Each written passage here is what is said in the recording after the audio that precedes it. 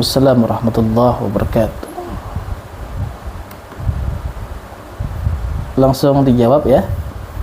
Oke, baik. Bismillah. Baik, kalau ditanyakan apa amalan yang baik di bulan suci Ramadan, amalan itu kan dalam bahasa Arab artinya pekerjaan, amalan, apa yang kita kerjakan. Tentu setiap pekerjaan yang baik itu berlipat ganda di bulan suci Ramadan. Salah satunya adalah Quran tadi. Tapi teman-teman sekalian, tidak dibatasi hanya dengan Quran. Amalan wajib kita pada bulan suci Ramadan itu adalah sholat 5 waktu tentu wajib, dan juga berpuasa. Puasa 1 bulan penuh, ya.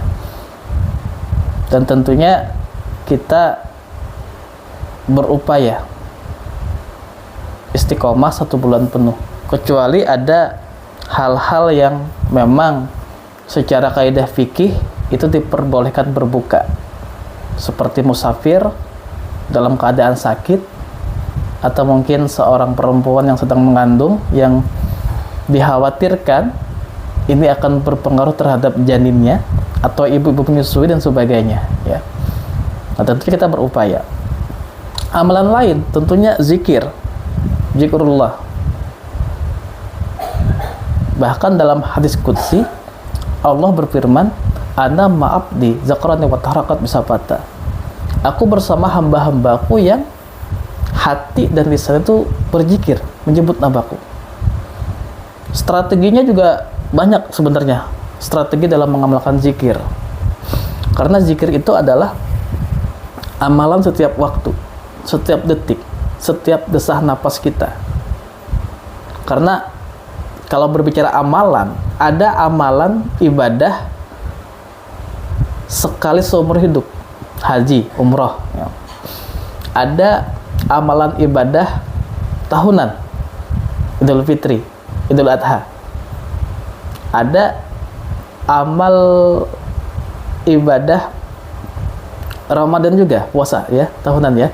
Ada amal ibadah mingguan, ya, silakan saum Senin Kemis, ya, atau mungkin puasa Daud, salat Jumat. Ada amal ibadah harian, salat 5 waktu dengan pengendalinya salat sunnah, tahajud, witir, duha dan sebagainya. Ada juga amalan yang setiap waktu, setiap desah nafas, setiap detik. Apa itu? Zikir kepada Allah. Setiap desah nafas, setiap waktu, dalam kondisi tertentu, kecuali kalau kita dalam kamar mandi, ya. Makanya kenapa hikmah kita ketika keluar dari kamar mandi kita berucap gufranak, maafkan, minta maaf. Kenapa? Karena ketika di kamar mandi kita tidak bisa zikir. Nah, itu kenapa setiap waktu kita zikir terus, di kamar mandi kita nggak bisa. Itu gufranak, itu minta maaf, itu hikmahnya itu, ya. Nah, strateginya kalau zikir itu tentu misalkan kita punya hitungan target zikir ini 100 kali, hitung-hitungan, ya. Bisa secara hitungan, bisa juga strateginya ketika dalam perjalanan. Misalkan dalam rumah, mulai rumah ke kampus, kita zikir ini. Jadi bukan hitung-hitungan lagi. Semakin lama jaraknya dari rumah ke kampus, semakin banyak zikirnya. Diulang-ulang, ya. Jadi itu ya, zikir, ngaji Quran. Tentunya kalau ditanyakan apa amalan yang baik di bulan suci Ramadan, setiap pekerjaan kebaikan yang kita lakukan itu berlipat ganda. Mudah-mudahan bisa terjawab ya, Muhammad Rifai, ya.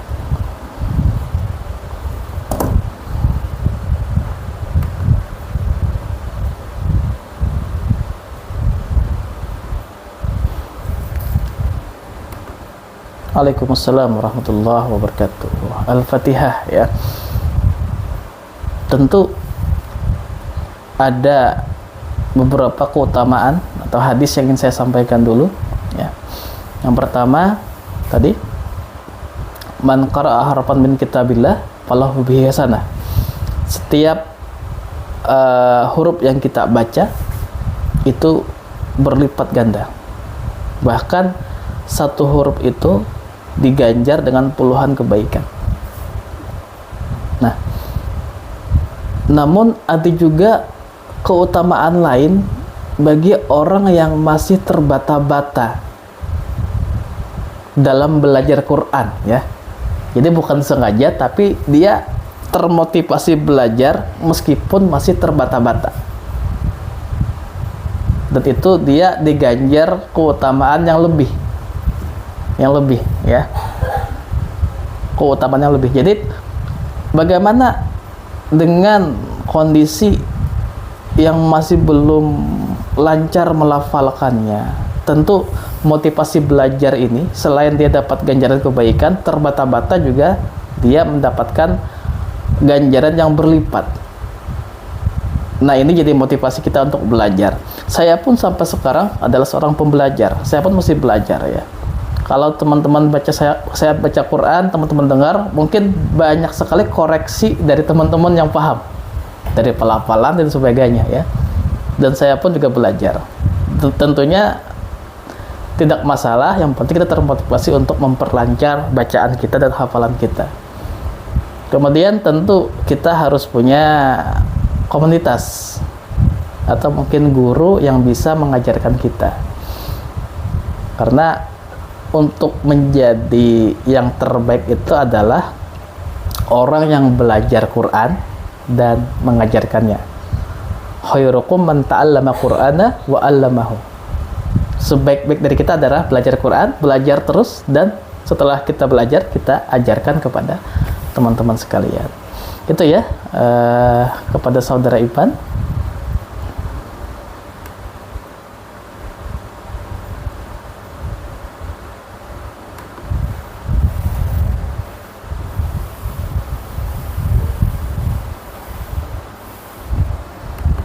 Baik. Nah, ya, terima kasih. Waalaikumsalam warahmatullahi wabarakatuh. Kita bahas dulu prioritas, ya. Prioritas.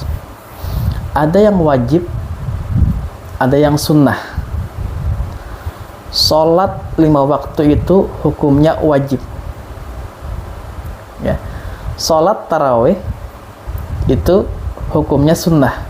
Sunnah itu ini ya, kita bikin sebuah pola pikir dulu. Sunnah itu bukan berarti dikerjakan dapat pahala, tidak dikerjakan tidak mendapat dosa. Itu tafsiran yang kurang memotivasi. Sunnah itu adalah dianjurkan untuk dikerjakan. Nah, kalau seperti itu kan kita menjadi termotivasi untuk mengerjakan sunnah. Nah, baik. Nah, ini kita bikin kerangka dulu. Sholat wajib 5 waktu itu hukumnya wajib, dan kalau kita tinggalkan mendapatkan dosa. Sedangkan sholat tarawih itu sunnah dan banyak sekali keutamaan yang kita dapatkan. Dan ini sholat khusus yang hanya ada di bulan Ramadan. Ini sholat yang spesial. Maka kita hitung saja, misalkan kita dari Baleh ternyata banyak sekali meninggalkan sholat, ya. Maka kita berazam, mudah-mudahan dengan taubat kita yang pernah meninggalkan sholat itu. Saya pernah dengar juga pendapat dari beberapa ulama, ya, bahwa setelah sholat wajib, ya, kita qada berapa tahun yang kita tinggalkan, ya, berapa tahun yang kita tinggalkan atau berapa bulan yang kita tinggalkan, dengan tujuan untuk meminta ampun, meminta maaf kepada Allah, taubat kita. Tapi tarawih tetap dijalankan. Nah, intinya di sini adalah kita petakan dulu secara kaidah fikih bahwa wajib itu adalah hal yang harus kita lakukan. Sunnah itu dianjurkan, ya.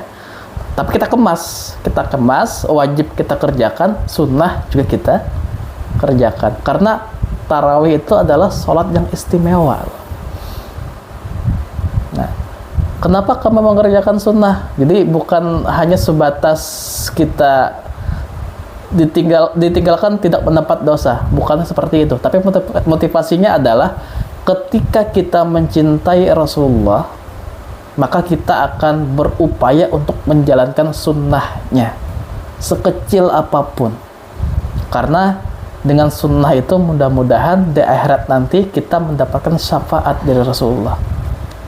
Rasulullah pasti tahu siapa yang mencintai sunnahku sekecil apapun. Kita berupaya untuk menjalankannya. Seperti itu ya. Namun Muhammad Irwan, ini adalah kaidah fikih. Tentu jangan ditelan bulat-bulat jawaban saya. Komparasikan juga dengan ustadz-ustadz kita yang lain, bagaimana pendapat mereka, sampai kita bisa tarik kesimpulan, gitu ya. Baik, mudah-mudahan bisa terjawab.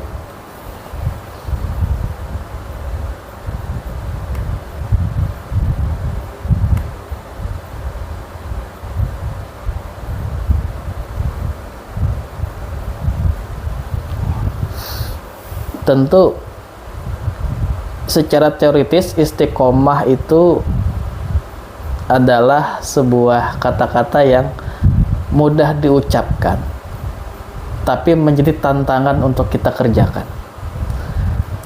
Tipsnya adalah, ini berhubungan dengan kebiasaan. Saya bikin analogi dulu ya. Seseorang yang dia terbiasa bangun pagi ya, maka dia akan berat sekali untuk bangun kesiangan. Kenapa? Karena perbuatannya terus dia ulang-ulang. Sebaliknya, seseorang yang dia terbiasa bangun kesiangan, maka pasti dia akan berat sekali bangun pagi. Kenapa? Karena sudah dia ulang-ulang. Dia ulang-ulang, terbiasa, dan istiqomah dalam itu. Nah, jadi apakah ada tips? Tipsnya adalah kita 1 bulan sudah ditempa dengan kebiasaan baru. Coba teman-teman sekalian, kita 1 bulan Ramadan itu sudah dilatih tidak makan siang selama 1 bulan karena berpuasa. Ketika Idul Fitri kita makan pagi, pasti akan terasa aneh. Agak aneh itu, makan pagi itu aneh gitu. Karena 1 bulan sudah kita biasakan.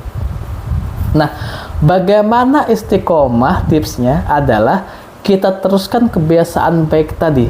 1 bulan Ramadan kita teruskan dengan 1 minggu puasa Syawal. Jadi tetap seperti roda yang berputar, seperti bola salju yang menggelinding, lambat laun akan membesar dalam hal kebaikan. Nah, istiqomah ya. Nah, tentunya ini jadi habit kita. 1 bulan kita ditempa dalam hal baca Quran setiap habis sholat 5 waktu. Jadi kebiasaan 1 bulan tuh. Sehingga kalau tidak dikerjakan akan terasa aneh. Setelah Idul Fitri tetap kita kerjakan amalan seperti itu ya. Jadi ini berhubungan dengan kebiasaan. Karena kebiasaan baik itu akan mengantarkan kepada kebiasaan-kebiasaan baik yang lain.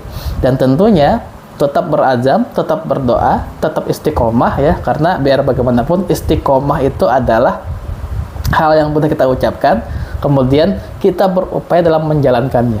Apalagi kalau ada perempuan yang namanya istiqomah, luar biasa tuh. Baik, mudah-mudahan bisa terjawab ya, Laili Nur Safitri ya.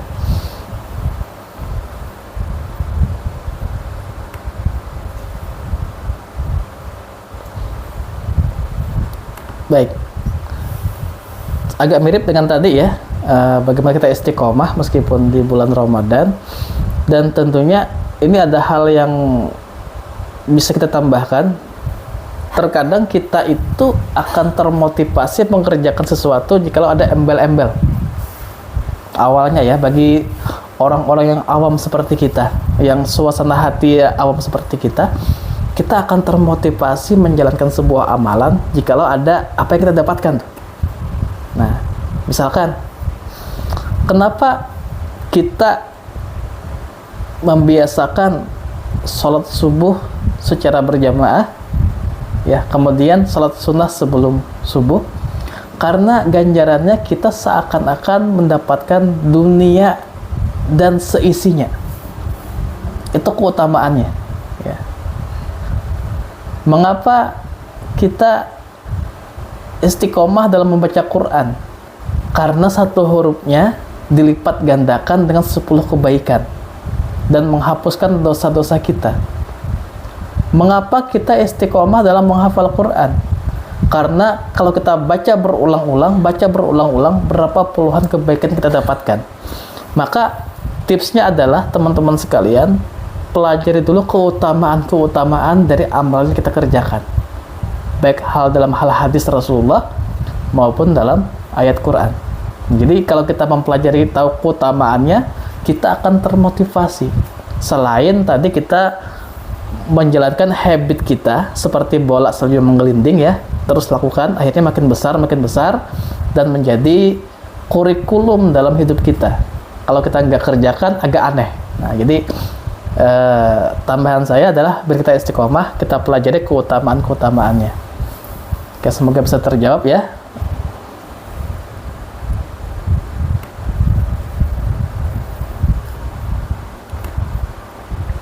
Baik. Oke. Al-Quran itu adalah sumber dari segala ilmu. Jadi itu adalah mukjizat dari Rasulullah yang menjadi pedoman kita sampai akhir zaman. Bahkan dua hal yang kalau kita pegang kedua ini, kita nggak akan pernah tersesat. Taraktu fikum syai'an lan tadillu ba'dahuma kitabullah wa sunnah. Dua perkara, Al-Quran dan Sunnah Rasulullah. Kalau kita menjadikan Quran sebagai way of life kita, itu jadi referensi sebagai segala ilmu. Bahkan keterbatasan kita sebagai manusia itu masih belum bisa menjangkau luasnya ilmu dalam Al-Quran. Banyak sekali kan sekarang yang sudah terbukti, seperti adanya dua lautan yang terpisah. Itu sudah dijelaskan Quran secara ilmu pengetahuan lebih dari 1400 tahun yang lalu, dan terbukti sekarang lewat ilmu pengetahuan, lewat teknologi ya.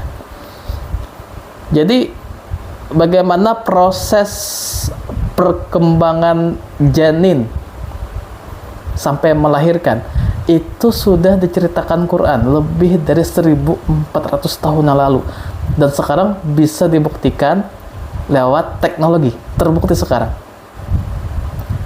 Bagaimana proses dari air hujan kemudian menguap ke angkasa, naik ke angkasa, turun hujan lagi, itu sudah digambarkan Quran sebagai ilmu pengetahuan, dan baru terbukti sekarang ketika teknologi semakin ini. Tidak mungkin manusia biasa menulis ini. Tidak mungkin Rasulullah menulis ini. Tentu ini berasal dari Allah Subhanahu wa Ta'ala sebagai ilmu pengetahuan.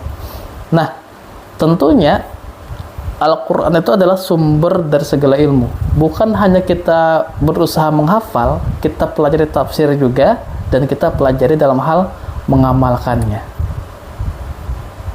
Tentu kalau kita berbicara ini nggak cukup ya, sangat luas sekali dan terbatas waktu kita. Kalau kita gali terus, insya Allah kita akan mendapatkan ilmu-ilmu yang baru. Mudah-mudahan bisa terjawab ya. Kartika Indah Lestari.